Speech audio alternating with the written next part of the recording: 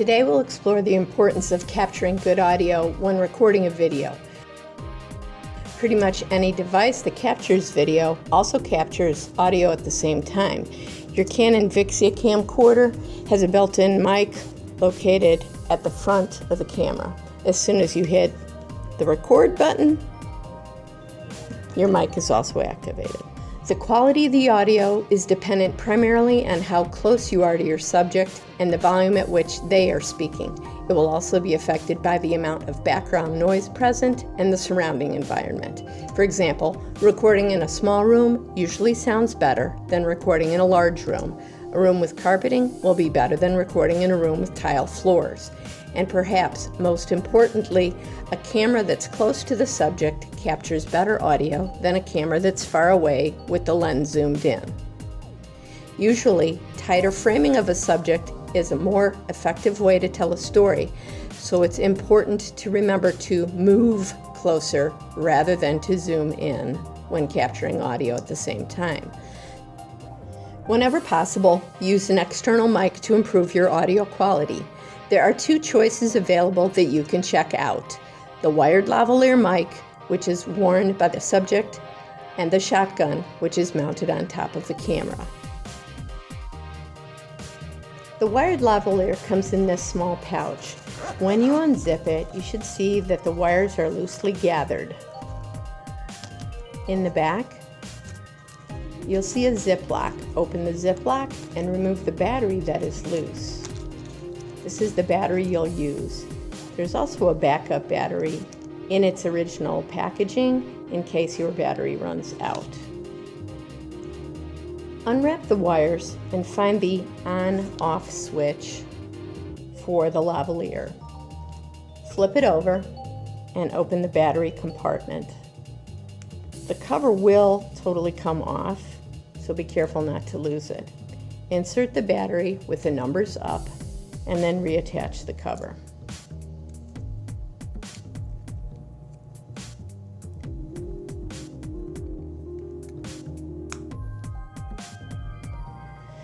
Flip it over and then turn the mic to the on position.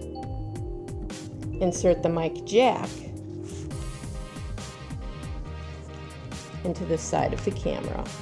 You'll notice that there are two jacks, one that's labeled mic and one that's labeled AV out and has a headphone icon underneath. Insert the mic into the mic jack. After connecting the mic to the camera, take the other end, which holds the mic itself, and clip it to your subject's clothing.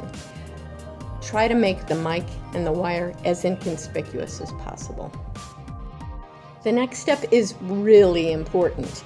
Always use headphones to monitor the audio that you are recording. Attach them in the headphone jack on the camera right next to where you attach the mic. If you hear static, unplug and reinsert the jack. Whatever you hear in your headphones is what your camera is recording. Also, if you hear nothing, your camera is not recording audio. As soon as the external mic is plugged in, the built-in mic is deactivated. If you hear nothing, your mic may not be on, or not connected properly, or your battery is dead. Be sure to do a test recording and play it back before doing your actual recording for a project. You'll find that your subject doesn't need to speak very loudly to get a good recording. When finished recording, turn the setting to off, flip the case over, take your battery out, return the back case cover, and put your battery back in the Ziploc. The Ziploc should be returned to the back pocket of the lavalier microphone pouch. Unplug your lavalier and gently gather the wires together. Again, you do not want to wind these very tightly on each other. And then return the lavalier to into its pouch. The second mic we'll cover is the shotgun mic. The shotgun comes in this case. You'll need to get 2 AAA batteries when you check this out, as we don't store the batteries in with the mic. The mic only needs 1, but you'll take 2 so that you have a backup. To install the battery, first unzip it from its case, take out the shotgun, and flip it upside down. You'll see a latch that opens the battery compartment. Open and insert the battery following the icon for battery placement.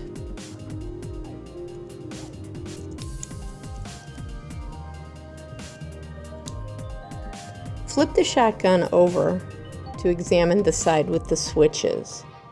Slide the power from off to on. You'll notice that the battery light will come on momentarily and then go off. This is normal. Our cameras have a mini shoe on them. The shoe is the slot on top of a camera that allows you to attach things like a light or a microphone. Your shotgun mic will need an adapter to attach to the mini shoe. If it's not already on, you'll have to attach the adapter. Slide it on and then tighten it so that it won't slip off of the adapter. Before we attach this to the actual camera, we will look at the adapter. You can see on this side there is a little latch that sticks out. This is actually the latch that we will depress to remove the adapter and the shotgun from the camera when we're done. It's just a lot easier to see before we actually put it on the camera. To attach the shotgun to the camera, slide the narrow end of the adapter into the mini shoe on top of the camera. You'll be able to hear and certainly feel it snap into place. Then just gently check to see that you can't easily pull it off the camera. As with the lavalier mic, you'll need to plug in your shotgun mic into the mic jack of the camera. And then, of course, as always, use headphones in the headphone jack. Position yourself closely to your subject, as we talked about before, and then you can try either of the 2 sensitivity settings while using your headphones to check and see which of the 2 settings will give you better audio for your video. Position your camera and your subject. Remember to get close to your subject instead of zooming in, especially with a shotgun mic, or certainly this applies to using a built-in mic as well. Do some test audio. Test each of the 2 settings to select the best result. Do an audio test recording and play it back before filming your actual project. When finished recording, turn the shotgun off, flip it over, press this little lever so that the adapter will release from the shoe. Take the battery out of your shotgun, return it to its case, along with the shotgun mic itself.